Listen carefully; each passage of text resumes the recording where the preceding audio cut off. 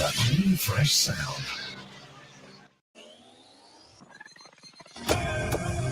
Rise and shine. Let's get ready to take on the day. Activated Mornings on WEFM 99.9 is on now.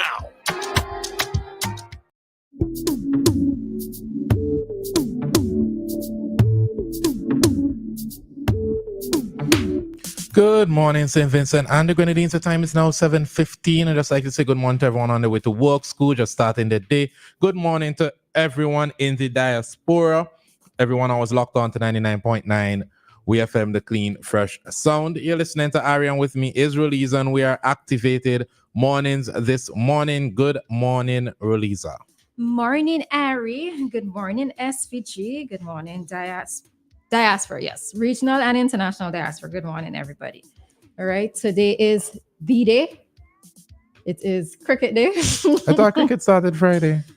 I think that was probably test matches, practice matches. I thought it would start Friday. No, for us here in Vince, it starts today. It's today. Okay. Yeah. I guess that makes sense. It's the first match, I think, is after 3. I think it's 3 o'clock or around that time. So, yeah, we are in the heart of our international cricket and vibes upon vibes, I suppose. And tomorrow is scheduled to be, I suppose, might be one of the biggest turnouts, given the events or the activities that will be happening at that particular match. And it's also a night match and it's also Friday. Artists. And the artists who will be performing, Jamaican and local artists. So yeah, it's a good day. So I want to say something, but I don't want to say something because I might jinx it. So let's just leave it, right? All right. May God keep everything intact.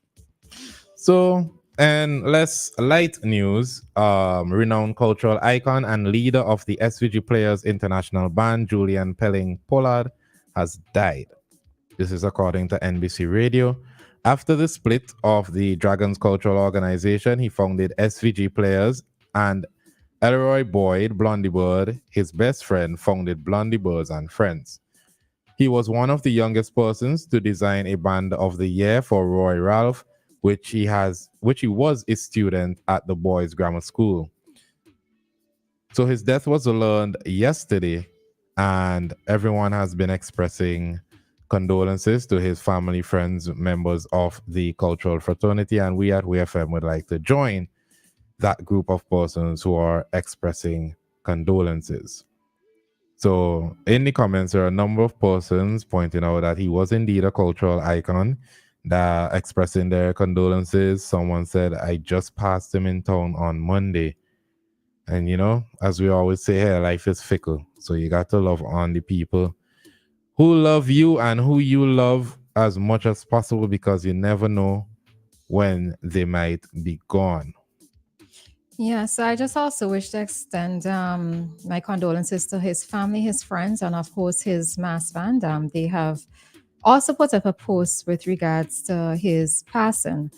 One of the things with SVG Players International is that they are one of the traditional mass bands, right? This year they have their theme is a glimpse of Brooklyn, and their costumes are up on their page. And it's sad to see one of our creatives who have passed away, and one of those persons who has continued to maintain the tradition of what our carnival is in terms of what I've grown up to know. Well, Ari and myself would have grown up to know. His creativity was always noted. And the thing of it is that we're losing talent. We have lost a talented individual with his passing. I suppose what it is that I would hope is that during his time, and because of the fact that he had a mass band, hopefully that his creativity has been passed on to members within his camp. So, in these little ways, we can allow persons to live on by fulfilling the things that they would have done within their lifetime, or the things that they would have taught us, just to be able to carry on that memory or whatever it is that was instilled within them. So my condolences to everybody who at this time has lost a nation builder of sorts. So It's just unfortunate that he wasn't able to see this Vinci Mas or whatever he had designed on the streets. You know, Yeah. there's no real time on these things, so you can't really predict your death usually. But once again, condolences. I'm pretty sure there will be a tribute on Carnival Tuesday. So I'm looking forward to see how it is that the SVG players would show him love and appreciation. Yep. Moving on, unfortunately, a farmer, from Richland Park, or deriving from an incident that happened in Richland Park, a farmer was jailed as a woman fell to her death during a Cutlass attack. And if there was ever a story on conflict resolution, dealing with matters in an amicable manner, this is it. We always preach it here on Activating Mornings, and now the perfect example, unfortunately, is right before us. So according to IWN, a Richland Park man on Tuesday was sentenced to 8 years in prison for causing the death of Bonnie Filmer Bacchus, 53, who fell over a wall while the defendant was planning a man with a cutlass on August 1st, 2020. Heights of COVID. Mikey Pompey, attempted to show remorse at the end of the sentencing exercise, earned him no points. Justice Ricky Burnett said he handed down the sentence at High Court. Justice Ricky Burnett said as he handed down the sentence at High Court number 2 in Kingston. He also jailed Pompey, 45, for 2 years for wounding Hugh Peters, then 63, of Simon during the planning incident. The 3 months and 1 day that Pompey spent on remand was deducted from the sentencing, which will run concurrently. This means that Pompey will spend a further 7 years, 8 months, and 29 days in prison. So a jury found Pompey guilty of manslaughter in an 8-1 verdict, but returned a unanimous guilty verdict on the wounding charge. The facts are that on August 1st, 2020, about 3 p.m., Peters, Pompey, and Bacchus were at a shop in Richland Park. An argument ensued between Pompey, a mason, and Farmer and Peters. That is, Pompey is the mason and farmer. Him and Peters had an argument. Pompey left the shop, taking with him his prickhan and cutlass. Pompey was on the road heading in the direction of his home when Peters came out of the shop and shouted obscenities at him. Bacchus, who was outside the shop, was standing close to Peters, who was on a platform speaking to someone in a vehicle. Pompey turned back, approached Peters on the platform, struck him in the face, and started planning him with a cutlass. Peters tried to escape the cutlass attack and collided with Bacchus, who fell into the road face down. Peters also fell onto the road, and Pompey ran into the road and continued to attack him with the cutlass. Peters received a 5-centimeter laceration to his head, a 4-centimeter laceration to his forehead, and bruises to the right elbow. A person at the scene assisted Bacchus into a nearby yard and attempted to revive her. She was taken to the Levi Latham Health Center and then to Milton Cato Memorial Hospital, where she died on August 8, 2020.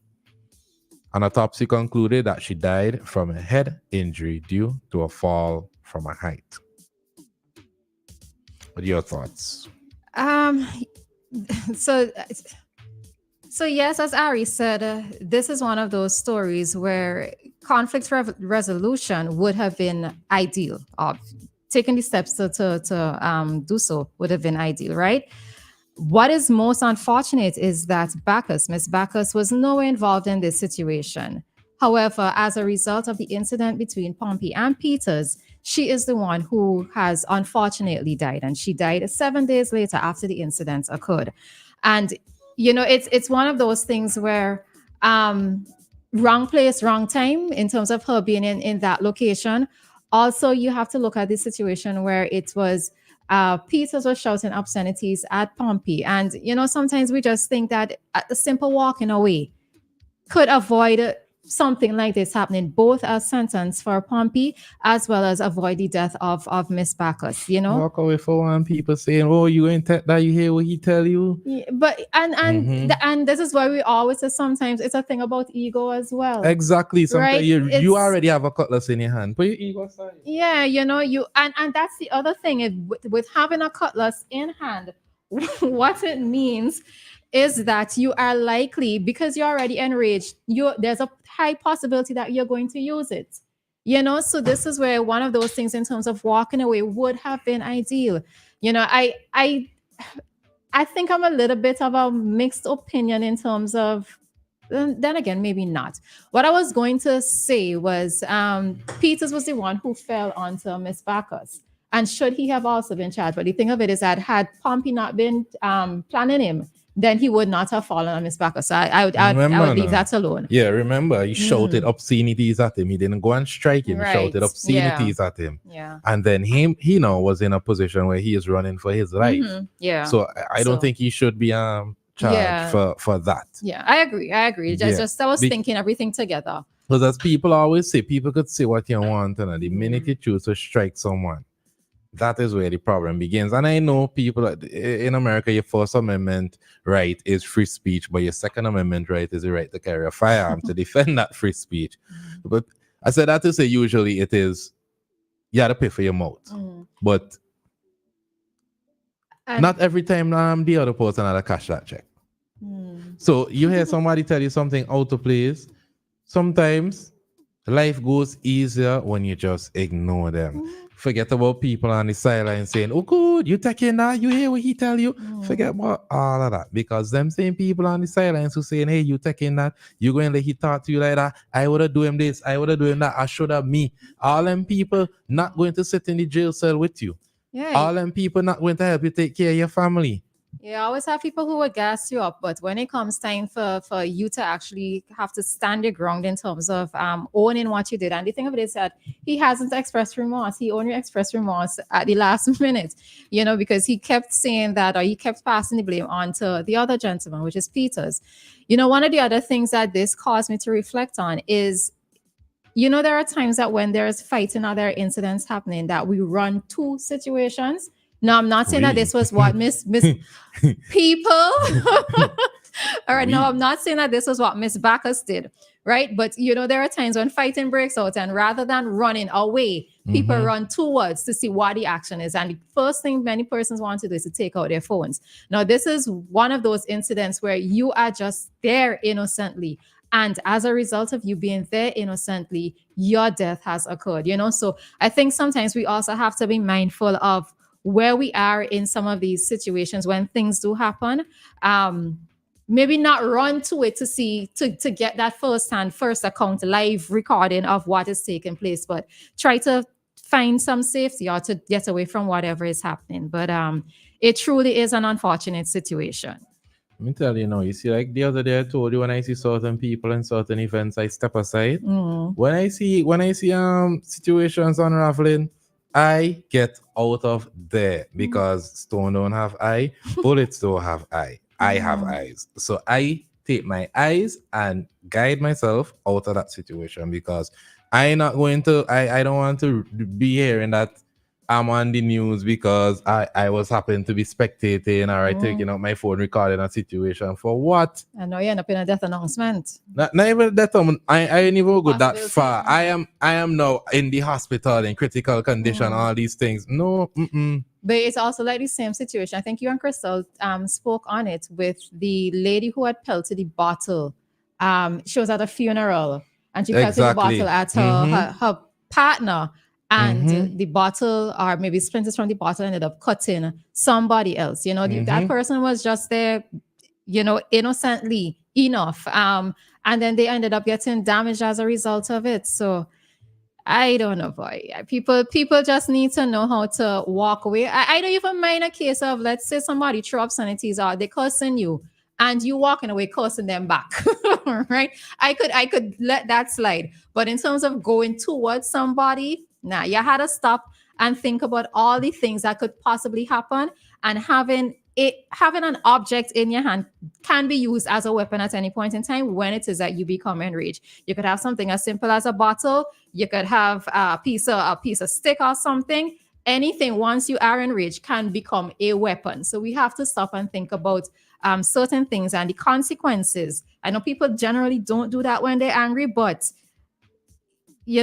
all it takes is a half a minute for your entire life to change.